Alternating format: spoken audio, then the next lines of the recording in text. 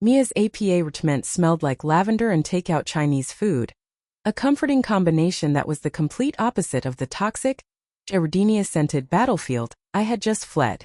I stood in her tiny living room, my designer bag still slung over my shoulder, my body trembling with the aftershock of adrenaline. Mia was staring at me from her doorway, her dark, intelligent eyes wide.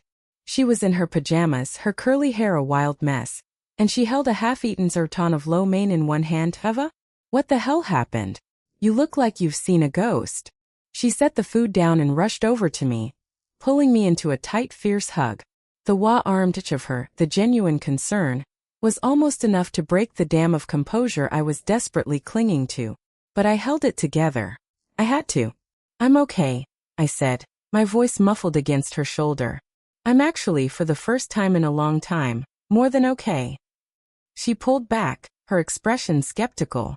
You're trembling. You look like you just ran a marathon, and your eyes are all weird. They're like, like you've seen the other side and came back with a plan. What happened? I let out a short, dry laugh. Funny you should put it that way. I walked over to her small, beat-up sofa and collapsed onto it, suddenly feeling the weight of the past few hours. The past life. I walked in on Chloe trying to seduce Ethan. Mia gasped, her hand flying to her mouth. That evil, conniving little, she sputtered, her face flushing with righteous anger. What did you do? Tell me you slapped her. Tell me you threw a glass of water in her face. Tell me you. I told them to go to hell. I interrupted, a small, grim smile touching my lips. And I left. I called the wedding off. The silence that followed was deafening. Mia's mouth fell open. She read at me as if I'd just sprouted a second head. You what? But Ava, you loved him. You were planning the entire wedding around his diet restrictions, for God's sake. You were going to Leah RN to make his grandmother's pasta recipe. You were going to. I was going to be a doormat. I cut her off, my voice harder than I intended. I was going to walk into a trap with my eyes wide open. But I'm done being stupid. I leaned forward, my gaze locking onto hers. You need to trust me on this, Mia. Something happened tonight. Something I can't explain. But I woke up. I finally truly woke up. Mia sat down next to me, her expression softening from shock to curiosity. Okay, I'm listening. But this is a huge deal, Ava. You've been with Ethan for 3 years. You're the one who always told me he was your perfect match, that he balanced you out. What did he do? What did he say when you walked out? He grabbed my arm. I said, the memory of his touch sending a fresh wave of disgust through me. He had this look in his eyes, Mia. Like I was a possession he was about to lose. Not a person, not a partner. A thing. And when Chloe called me a stupid cow and said he only wanted me for Dad's company, he didn't deny it. He just got mad at her for saying it out loud. He's been playing me this whole time. Both of them have. Mia's jaw tightened. I always hated him. You know that. There was something off about the way he looked at you, like he was cataloging you. But Chloe, she shook her head, her voice laced with disgust. That girl is a snake. She's always been jealous of you, Ava. Ever since you were kids. She's the one who got the good looks and the charm, but you got the brains and the business acumen. And your dad's love. She can't stand it. I nodded. It was all true. In my past life, I'd let her envy poison me. I tried to overcompensate, to be nicer, to shari more, to prove I wasn't the selfish, arrogant older sister she always painted me as. And it had cost me everything. I know. And I'm done trying to fix her. I'm done trying to fix any of them.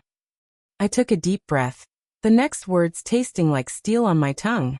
I'm going to dismantle them, Mia. Both of them.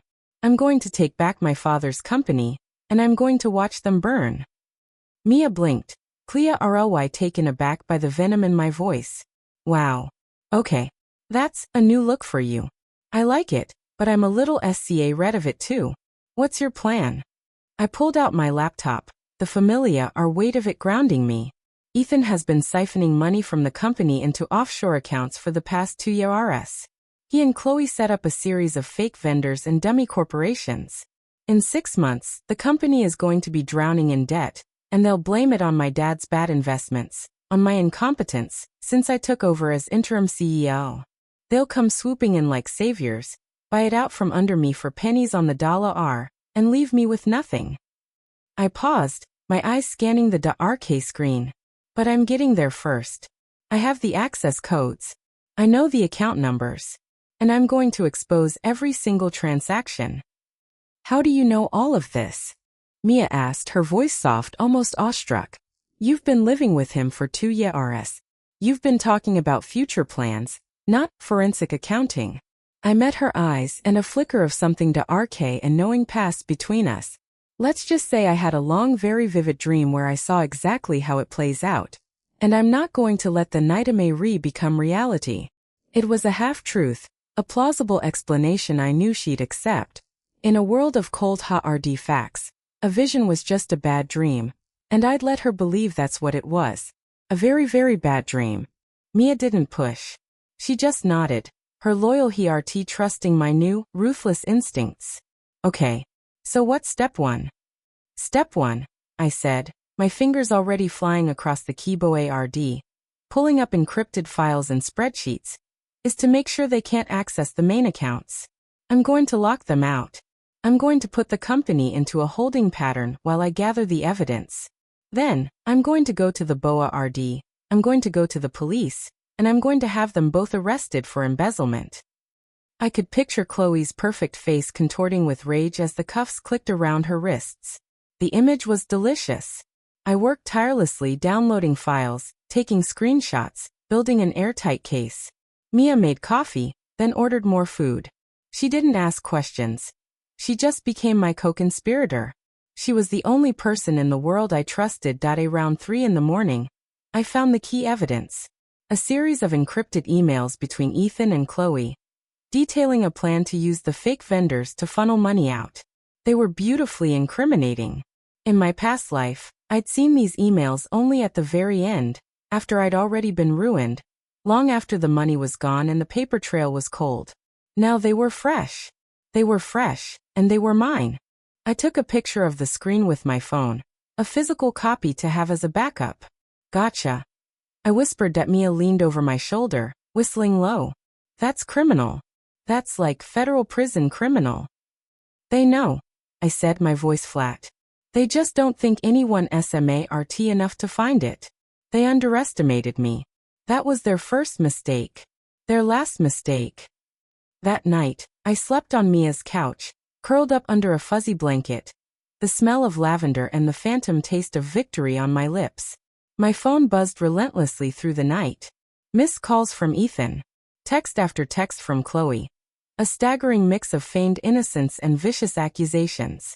How could you do this to us? One read. You're ruining everything, read another. I ignored them all. I felt nothing but a cold, detached sense of satisfaction. I was no longer the puppet. I was the puppeteer. I woke up the next morning with a clarity I'd never experienced before. I took a long hot shower, letting the water wash away the lingering feeling of Ethan's desperate grip on my arm. I borrowed one of Mia's workout sets, black leggings and a simple tank top, and I felt more myself than I had in the whole past year. This was war paint that I called the bank first, freezing all major company accounts. I used my identification as the interim CEO, and a voice that left no room for argument. The manager was confused but respectful. Then I called the family lawyer, a man named Mr. Henderson who had been my father's trusted advisor for decades. He was an old-school, fiercely loyal man who'd always had a kind spot for me. I asked him to meet me at the office. Ava, you sound different, he said over the phone, his voice gruff with concern. Is everything all right? Everything is about to be, Mr. Henderson, I said. But I need your help. I have evidence of fraud and embezzlement by key company employees. I need you to formally draft a cease and desist, and I need you to prepare for what might be a hostile takeover. Not from them. From me. He was silent for a long moment. Then he chuckled, a low WRM sound. Your father always said you had the sharpest mind in the family. He said you just needed a fire under you. I think you've found your fire. I smiled, a cold, sharp smile that felt like the edge of a knife. Yes, sir. I think I have. I arrived at the office, the sleek, modern skyscraper that housed my father's legacy, at 10 o'clock sharp. The security guard at the front desk was surprised to see me. Miss Steele? Your father, Mr. Steele, he was a good man. We're all sorry for your loss. Thank you, Frank, I said, my voice softening. I appreciate that. I'm here to clean house. I took the private elevator up to the executive floor. The place was buzzing with activity, but the moment my heels clicked onto the marbly floor, a hush fell over the Secreta Rise and junior executives. I'd been a ghost for months, a grieving daughter who had been pushed out by the aggressive, vulturous presence of Ethan and Chloe. Now I was back, and I was a hurricane. Ethan was in his office, his door closed. I could see him through the glass, pacing, his phone pressed to his ear. His face was pale, his hair disheveled. It was a delicious sight. Chloe wasn't there, which was fine. I'd deal with her later. I pushed open his door without knocking. He spun around, his face a whirlwind of relief, anger, and something desperate that looked a lot like fear. Ava, thank God. Where the hell have you been? I've been calling you all night. You can't just freeze the accounts and disappear. What the hell are you doing? I took a seat across from his desk, crossing my legs, all calm and collected. I'm doing what I should have done a long time ago. I'm taking back control. I'm also officially notifying you that you're terminated, effective immediately. His face went slack with shock. You can't do that. I'm your fiancé. I'm the COO. You were my fiancé, I corrected, my voice ice cold. And you were an embezzling COO. I pulled the printed copies of the emails from my bag and slid them across the desk. Read them. Or don't. I've already got duplicates in several different locations, along with the raw data for a dozen other fraudulent transactions you and my sister have been orchestrating for the past 2 years. He read at the papers, his face draining of all color. The mask of the charming, perfect fiancé completely shattered. In its place was the desperate, cornered predator I'd seen in my final moments. He looked up at me, his eyes blazing with a possessive, obsessive rage. You think you can destroy me? I built this company with you, Ava. I gave you everything. I made you who you are. Without me, you're nothing. You're just a sad, lonely girl whose daddy died and left her to be eaten alive by Shah RKS. No, Ethan, I said, standing up, my voice a low, deadly purr. That's your story.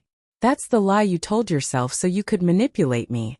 The truth is I am the Shah RK. And you're just the chum. I walked out of his office, feeling his stunned, furious gaze boring into my back. I heard him screaming my name, begging, threatening, and then the sound of something. Maybe his desk phone crashing against the wall. It was music to my ears out in the hallway. The office was eerily silent. Everyone was sta ring. I addressed them, my voice clear and strong. Effective immediately. Mr. Vance is no longer an employee of Steel Industries. The security team will escort him out. Any questions? There were no questions. Just a dawning sense of awe in their eyes. The old Ava, the one who'd been so sweet and accommodating, was gone. In her place was a woman forged in fire. A woman who had lost everything once and was determined to never lose anything again. As I walked toward my own office, a new, pristine space that had once felt like a gilded cage, I saw the security guards leading Ethan out. He had a wild, feral look in his eyes. He saw me, and his face contorted with the dark, obsessive love I knew was the most dangerous thing about him. This isn't over, Ava, he shouted, struggling against the guards. You're mine. Do you hear me? You will always be mine. You think you can just walk away from me? I will destroy you. I will destroy everything you love. I stopped walking. I turned and met his gaze. I felt no fear. I felt only the cold, dead certainty of a woman who had been to hell and back. Come at me, Ethan, I said, my voice rang across the silent floor. I'm ready for you this time. He was dragged into the elevator, his screams echoing in the marbly foyer. The doors closed, and silence fell. I walked into my office and closed the door. I stood in the center of the room. The expansive view of the city spread out before me. I had won the first battle. The war I knew was far from over. Chloe was still out there, SMA rooting from her humiliation. Ethan was a cornered animal, And the most dangerous animal in the world was a cornered narcissist. But for the first time in 2 lives, I had the power. And I was just getting sta root. The victory tasted sweet, but it was fleeting. A single battle won did not win the war, and I knew, with the bone-deep certainty of a woman who had lived through the aftermath once before, that my enemies were not the type to slink away into the shadows. They were the type to regroup, to scheme, to strike when I least expected it. And so, I spent the next week in a state of hypervigilance, living out of Mia's spa room. My laptop my constant companion as I built a fortress around my father's company. The evidence I had compiled was damning, but it was also incomplete. I had the emails, the account numbers, the basic framework of their scheme. But to ensure a conviction, to ensure they couldn't weasel their way out with a good lawyer and a sob story, I needed more. I needed hard proof of the money trail, the exact date and time of every fraudulent transfer, and the final destination of the embezzled funds. I was playing chess, and they were playing checkers. I was 3 moves ahead, but a single slip could still send me tumbling back into the abyss. My phone buzzed on the coffee table. I glanced at the screen.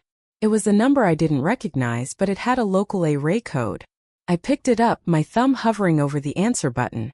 A cold shiver ran down my spine. In my past life, this was around the time Chloe had sta root her public SMER campaign.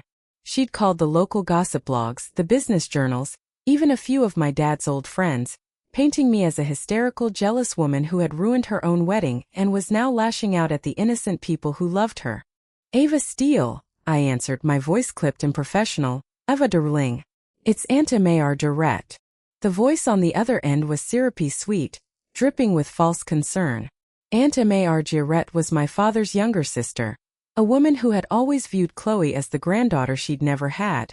She was also a notorious gossip, easily manipulated by a few TRS and a well-placed sob story. Aunt Mayar Durrett, I said, keeping my tone neutral. This is a surprise. How are you? Oh, I'm fine, Dar, just fine. But I'm worried about you. I heard the most dreadful things. Chloe called me absolutely beside herself. She said you had a horrible fight with Ethan, that you accused her of some terrible things and that you just ran off. She's so upset. She thinks you're having a breakdown, you poor thing.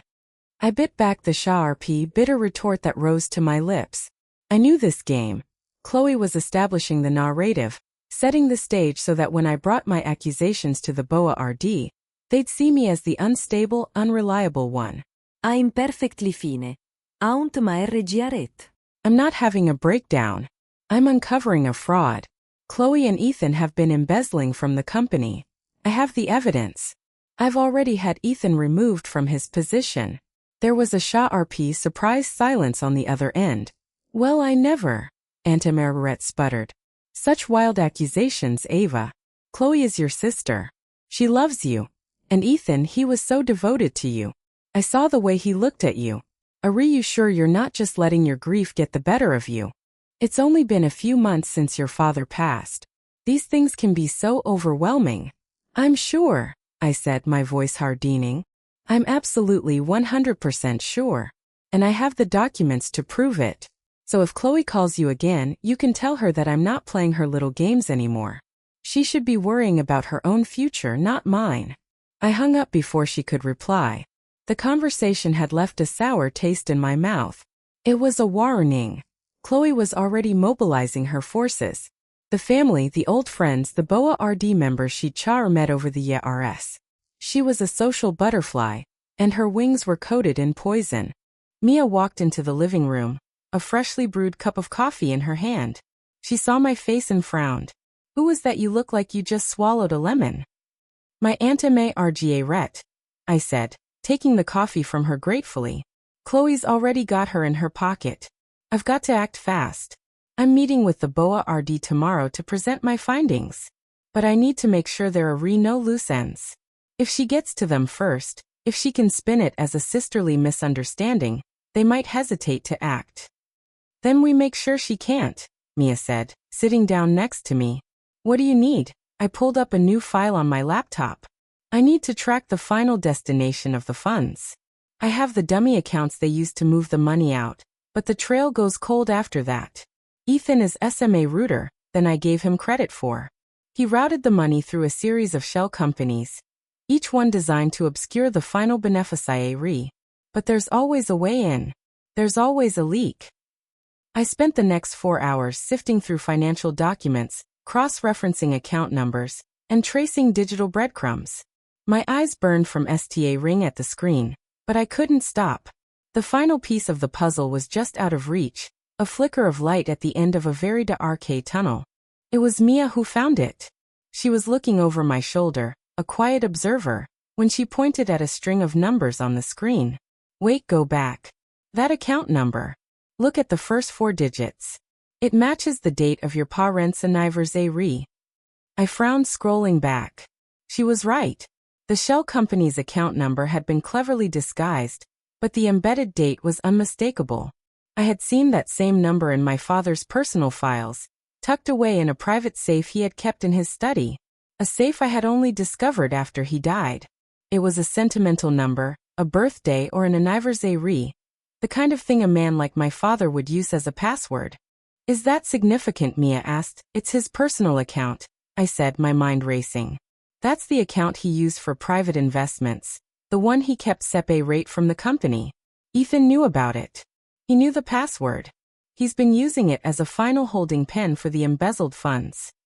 I leaned back in my chair, a dark, triumphant smile spreading across my face. He didn't just steal from the company. He stole from my father's personal estate. That's a federal crime, Mia. That's not just fraud. That's grand larceny. The implications were staggering. Ethan hadn't just been playing a game of corporate theft. He had been systematically robbing my family blind, using my father's own sentimentality against him. The betrayal was so deep, so profound, that it almost made me laugh. He had promised to love me, to protect me, to build a future with me. And all the while he had been planning to strip me of everything I held dear. Or that I spent the rest of the night compiling the final report. I included screenshots of the account transfers, the encrypted emails, and the traceable links to the shell companies. I highlighted the connection to my father's personal account, underlining it in bold red. It was a masterpiece of corporate espionage, and it was going to send both Ethan and Chloe to prison for a very long time. The next morning, I walked into the Boa room of Steel Industries with my head held high and my laptop tucked under my arm. The room was filled with the familiar faces of my father's old friends and business associates.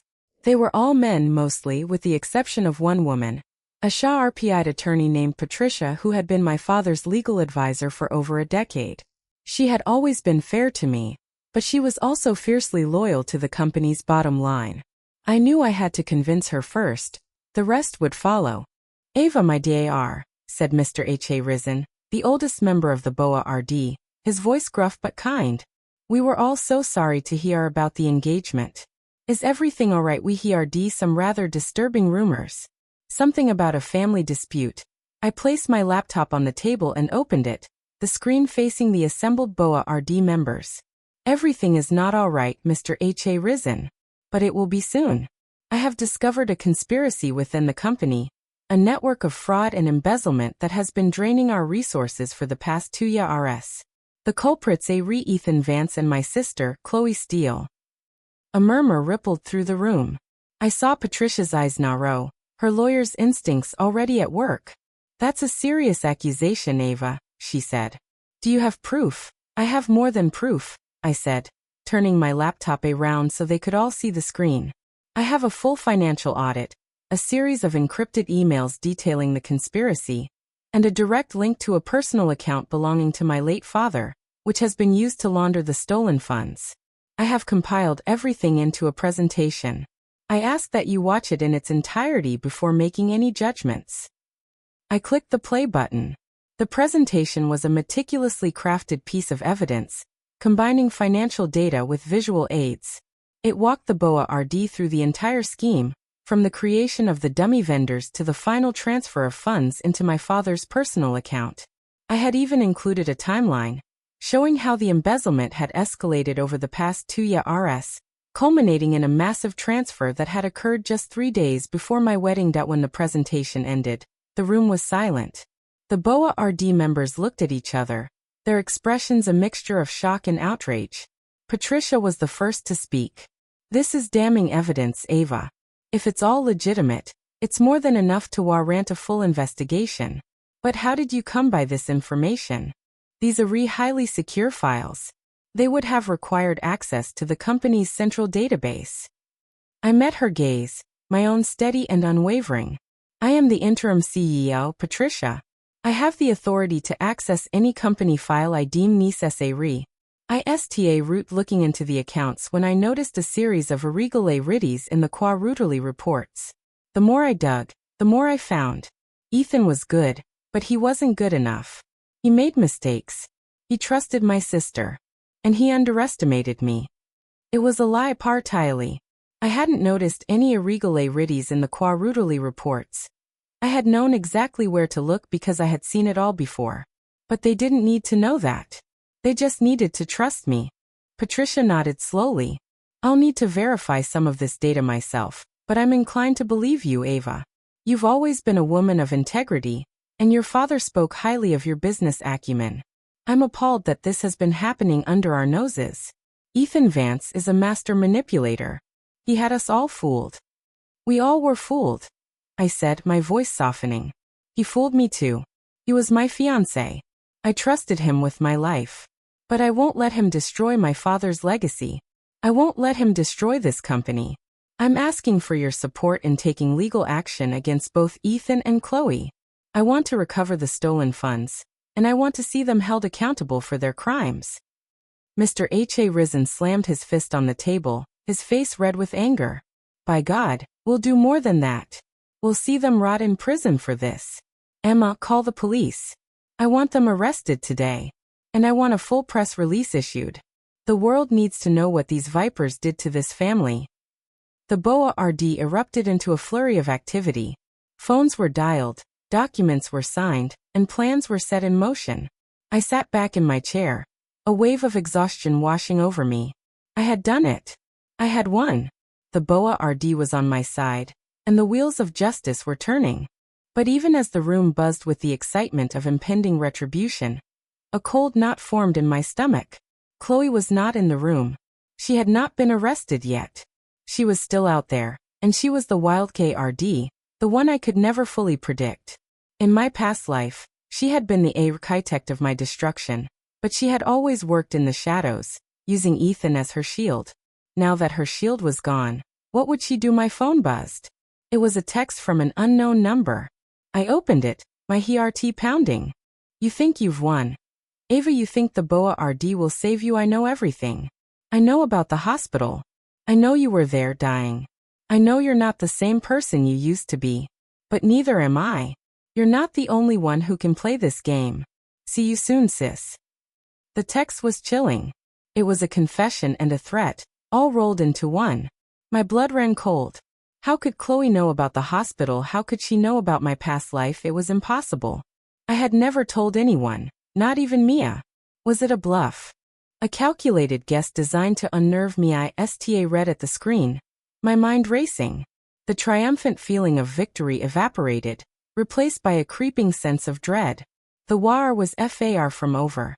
The enemy had just revealed a secret weapon, and I had no idea how to counter it. That I excused myself from the boardroom, my hands trembling slightly.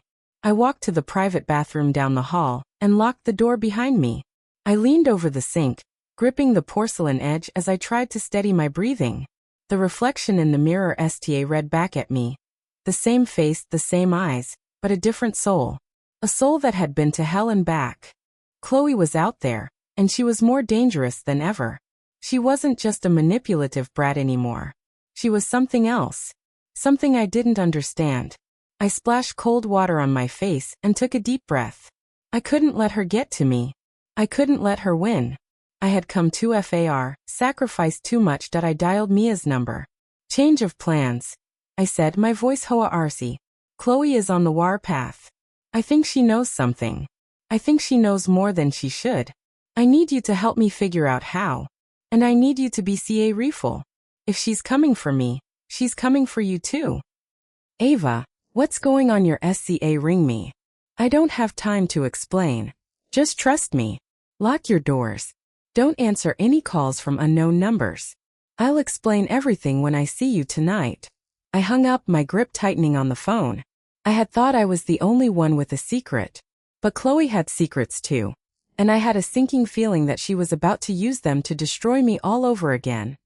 The rest of the day passed in a blur of legal consultations and security briefings. I had the BOA RD's full support, the police were investigating, and a restraining order was being filed against both Ethan and Chloe. On paper I was winning. But the text from Chloe had burrowed under my skin like a splinter, festering and throbbing with every passing hour. How could she know? How could anyone know I spent the evening at Mia's apartment, pacing the living room floor while she watched me with a worried expression? I had told her about the text, but I hadn't told her the full truth. How could I explain that I had died, that I had lived through a future where Chloe's manipulations had left me broken and alone, and that I had been given a second chance? It sounded like the plot of a bad sci-fi novel, not the reality of my life. Eva, you need to sit down, Mia said, her voice firm. You're ring a hole in my rug. Tell me what's really going on. You said she knows something. What does she know? I stopped pacing and looked at her. The concern in her eyes was genuine, and it broke something inside me. I couldn't keep lying to her. She was my best friend, my only ally. If I couldn't trust her, I had nothing.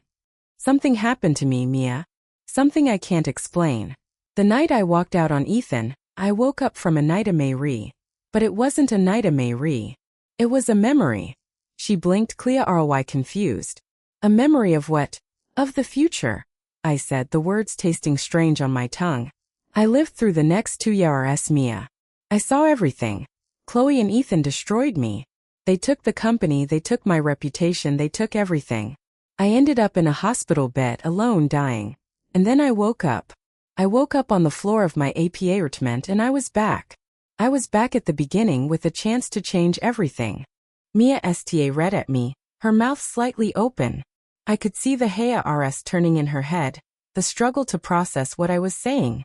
You're saying you time traveled, you lived through a whole alternate timeline. I don't know what I'm saying, I admitted, running a hand through my hair. I only know what I saw. And I know it was real.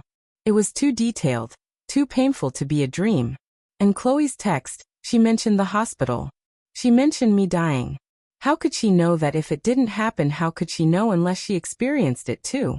The question hung in the air between us, heavy and ominous. Mia's eyes widened as the implication sank in. You think she came back to you? Think she remembers the same thing you do? I don't know, I said, my voice a whisper. But if she does, then she knows everything I'm planning. She knows every move I'm going to make. And she's going to be ready for me. The thought was terrifying. In my past life, Chloe had been a master manipulator, but she had also been reckless, driven by jealousy and a desperate need for validation.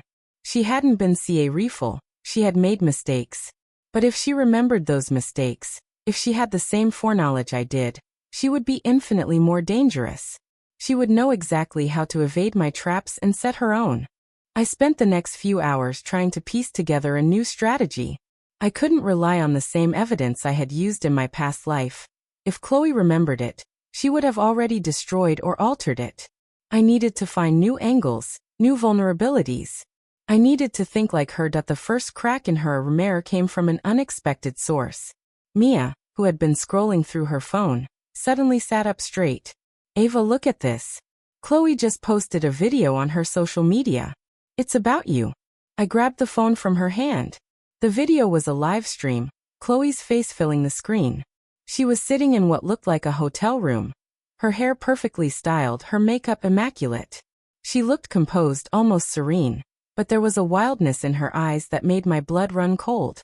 I'm going to tell you all the truth, Chloe said, her voice honeyed and rarely. My sister Ava Steele has been lying to you. She's been lying to the BOA RD, she's been lying to the police, and she's been lying to the media. She's not the victim here. She's the perpetrator. She's the one who has been embezzling from the company, and she's trying to frame me and my fiancé Ethan to cover her tracks. I have proof. I have video evidence, financial records, and witness testimony. I'm going to expose her for the fraud she really is. I watched in stunned silence as she displayed a series of documents on the screen. They looked authentic, professionally fabricated. They showed transactions I had never made, accounts I had never opened. She had created a false trail, a mirror image of my own evidence, designed to make me look like the criminal. She's good, I muttered, handing the phone back to Mia. She's really good. She knew I was going to expose the embezzlement, so she created a counter-narrative. She's going to paint me as the mastermind. So what do we do? Mia asked, her voice trembling with suppressed anger. Do we respond? Do we post a rebuttal? No, I said, shaking my head. That's exactly what she wants. She wants a public battle, a spectacle she can use to muddy the waters. She's banking on the idea that the truth will get lost in the noise. We have to fight her differently. We have to fight her quietly, methodically. I sat down at my laptop and root typing. I didn't have time to craft a public response. I needed to get ahead of the narrative before it had a chance to take root. I called Mr. Henderson, the family lawyer, and explained the situation. He was shocked but quickly mobilized. I'll have a cease and desist order drafted immediately, he said. And I'll start working on a defamation suit. She's making false accusations, and we have the evidence to prove it. It's not enough, I said, my mind racing. She's already poisoned the well. Even if we win a defamation suit, the damage will be done.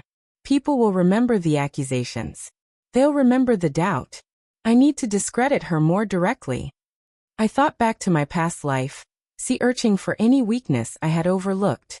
Chloe had always been careful to keep her personal life hidden, to project an image of perfect control. But I remembered a small detail, a throwaway comment she had made during a family dinner, that had always struck me as odd. She had mentioned a vacation home in the Hamptons, a property she claimed to have inherited from our grandmother. But our grandmother hadn't owned a vacation home. She had lived in a modest apartment in the city her whole life. I pulled up the public records for property ownership in the Hamptons. It took some digging, but eventually I found it. Chloe had purchased a beachfront property 3 years ago, using a shell company to hide her ownership. The purchase price was astronomical, far beyond what she could have afforded on her salary. The source of the funds was listed as a private loan from an offshore bank. It was another piece of the puzzle, another link in the chain of embezzlement, but more importantly, it was a lie she had told our entire family. She had claimed the house was a gift from our grandmother, a sentimental inheritance she had cherished. The lie was small, almost inconsequential, but it revealed a pattern. Chloe was a compulsive liar, and her lies always served to elevate her status, to make her seem more important, more successful, more loved than she actually was. I called Mia over and showed her the property records. Her eyes widened. She bought a house in the Hamptons with embezzled money. That's insane. It's not just the money, I said. It's the lie. She told us it was a gift from our grandmother. She used that lie to get sympathy, to position herself as the beloved granddaughter. If I can expose that lie, it'll crack the facade. People will start questioning everything she says. I read the records to Mr. Henderson, along with a brief explanation of the lie. I need you to include this in the legal filings, I said over the phone. I want the board to see it. I want the press to see it. I want everyone to know that Chloe Steele has been lying to them for years. The next morning, I woke up to a flurry of notifications. The board had called an emergency meeting to discuss Chloe's public accusations. The media was already running with the story, framing it as a feud between two sisters, a battle for control of a family empire. I knew I had to act fast. I arrived at the office my evidence meticulously organized. I had printed copies of the property records, along with the financial documents that traced the funds back to the dummy accounts. I also had a new piece of evidence. A series of text messages between Chloe and Ethan, discussing the Hamptons property and their plans to use it as a safe house once they had fully taken over the company. The board meeting was tense. Patricia was there along with Mr. Risen and the other members. They all looked at me with a mixture of curiosity and suspicion. Chloe's video had done its damage. The seeds of doubt had been planted. Ava, Patricia said, her voice measured. We've seen Chloe's video. It's a serious accusation. She claims you've been orchestrating the embezzlement and framing her and Ethan. Can you provide any evidence to refute this? I placed my documents on the table, spreading them out like a hand of cards. I can provide more than refutation, I said. I can provide proof that Chloe has been lying to this Boa RD, to the family, and to the public for years. This property she claims to have inherited from our grandmother. It was purchased 3 years ago with funds traced directly to the embezzlement scheme. I have the financial records, the property deeds, and the text messages that confirm her involvement. I slid the documents across the table one by one. The Boa RD members examined them, their expressions shifting from suspicion to shock. Mr. H.A. Risen picked up one of the text messages, his face turning red with anger. She claims she's the victim she's been stealing from us while we were mourning your father. This is unconscionable. It gets worse, I said, my voice steady. She's not just a thief. She's a manipulator. She's been playing this Boa RD, this family, and the public for years. Everything she's ever told you has been a lie. And I have the receipts to prove it. The Boa RD was convinced. The tide had turned. They issued a statement publicly denouncing Chloe's accusations and reaffirming their support for me. The police were notified of the new evidence, and an arrest warrant was issued for both Chloe and Ethan. But I knew it wasn't over.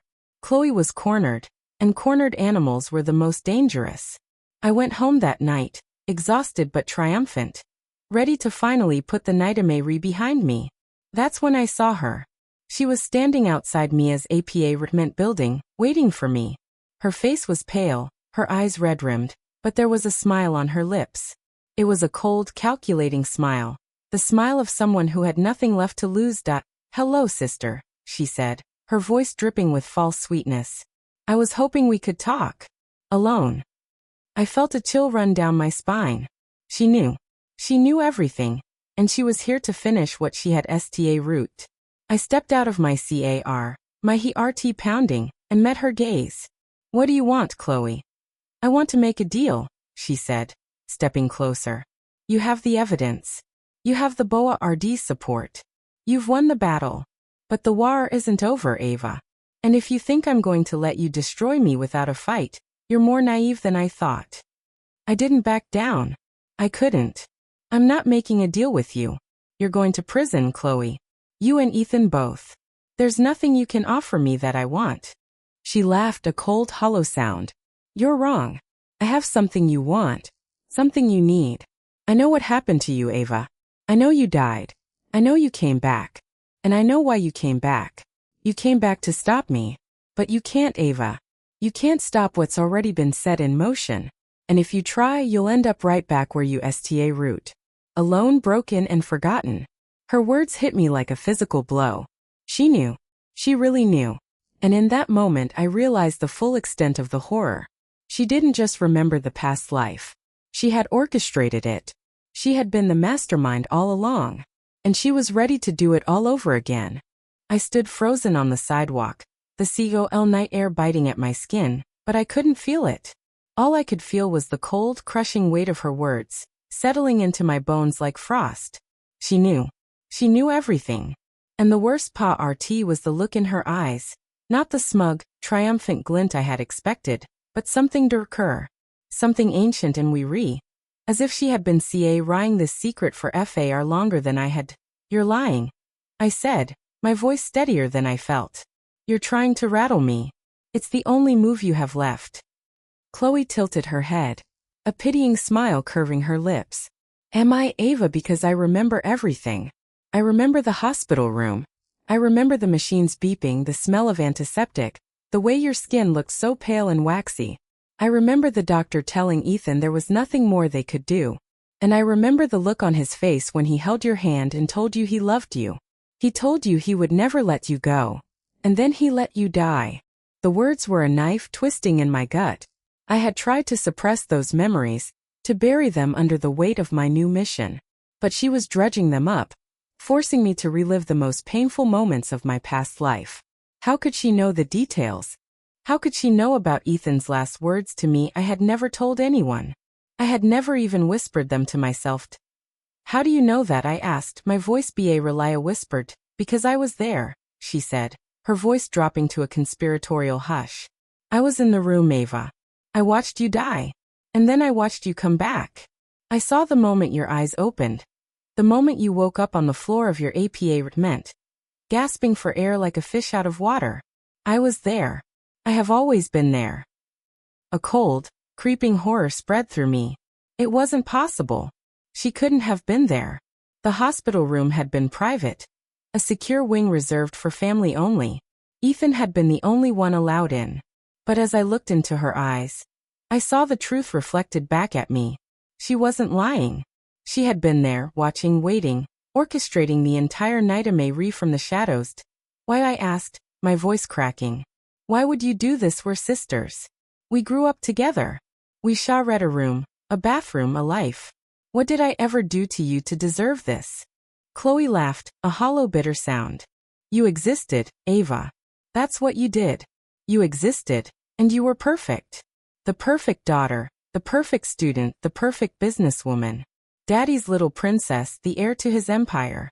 I was just the pretty one, the one who would never be good enough. Do you have any idea what that's like to live in someone's shadow your entire life, knowing you'll never escape it?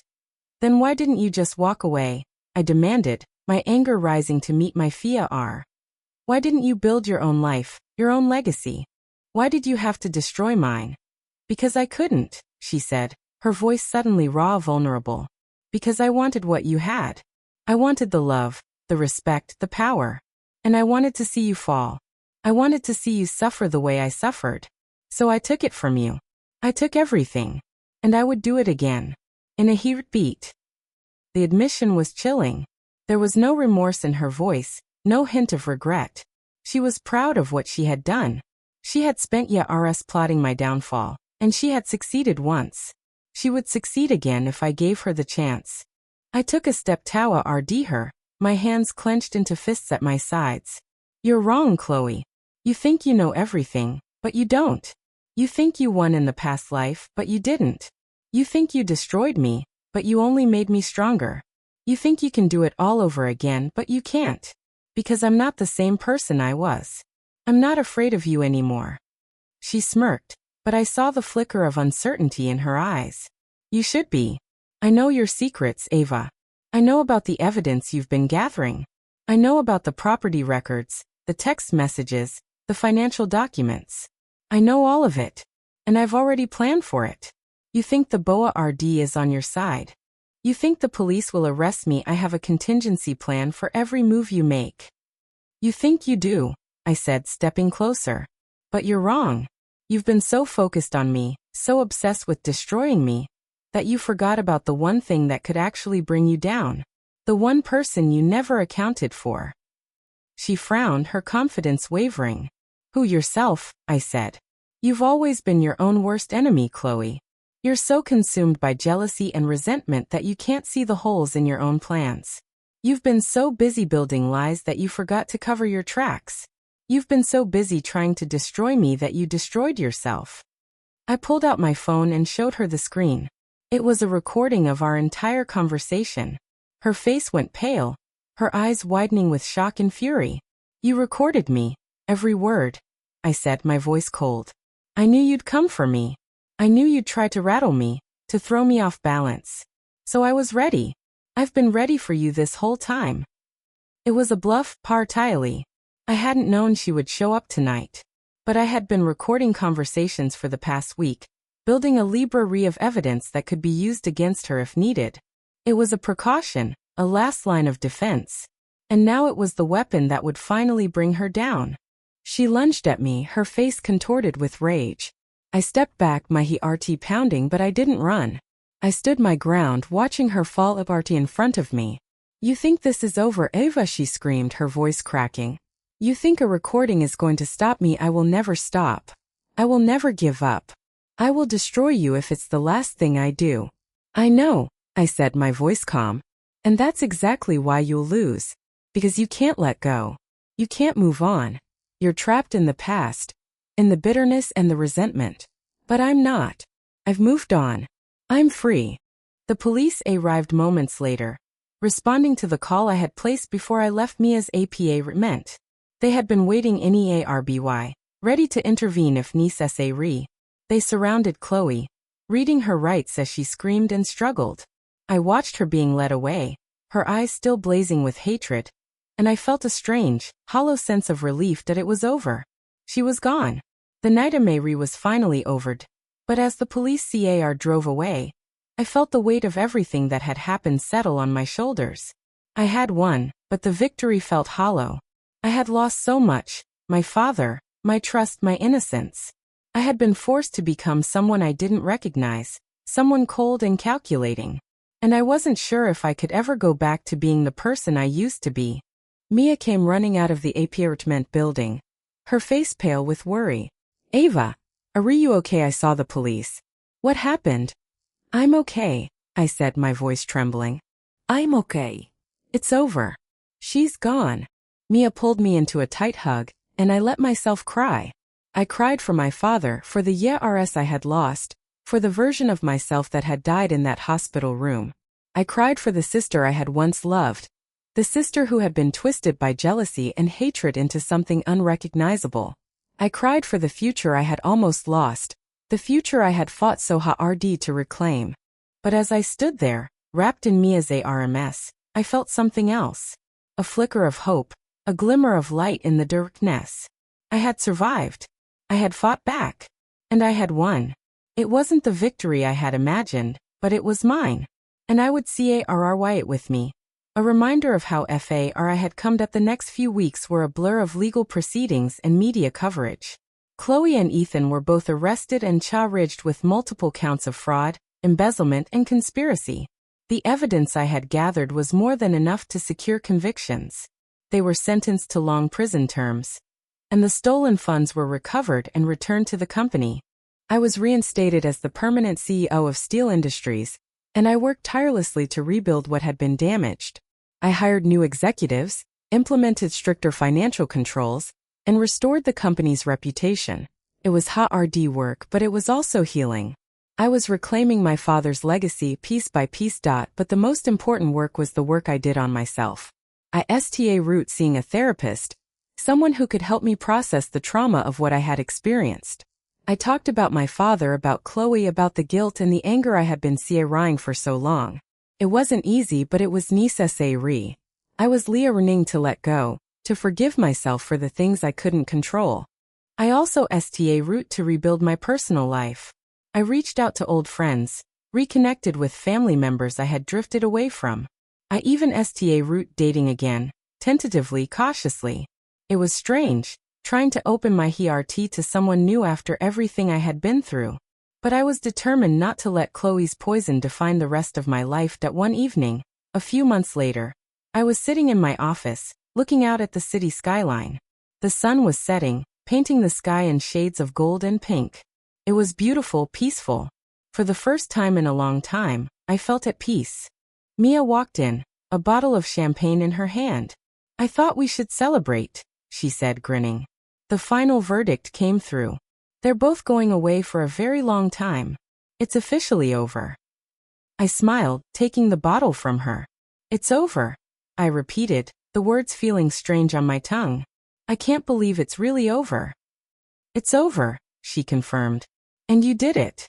You saved yourself. You saved the company. You saved everything." I shook my head, pouring 2 glasses. "I didn't do it alone. I couldn't have done it without you. You were my rock, Mia. You believed in me when I didn't believe in myself. Thank you." She clinked her glass against mine, her eyes glistening with emotion. "That's what friends are for. Now let's drink to new beginnings. To the future." "To the future," I echoed, raising my glass. We drank, the champagne sparkling on my tongue. I felt a warmth spread through me, a sense of hope and possibility. The road ahead was uncertain, but for the first time in my life I wasn't afraid. I had faced my worst fears and come out the other side. I had survived the fire, and I had emerged stronger, fiercer, more resilient than ever before. I thought about Chloe, about the sister I had lost to jealousy and hatred. I didn't forgive her, not fully. Some wounds were too deep, too raw to ever fully heal. But I had made peace with what had happened. I had accepted that I couldn't change the past, only the future. And I was determined to make that future a good one. As I stood there, looking out at the city, I made a silent promise to myself. I would never let anyone else control my life. I would never let anyone else define my worth. I would live my life on my own terms, unapologetically and without fear. I would embrace the second chance I had been given, and make the most of every single moment. Because I had been given a gift, a chance to rewrite my story, and I wasn't going to waste it. The sun dipped below the horizon, and the city lights began to flicker on one by one. It was a new dawn, a new beginning, and I was ready for it.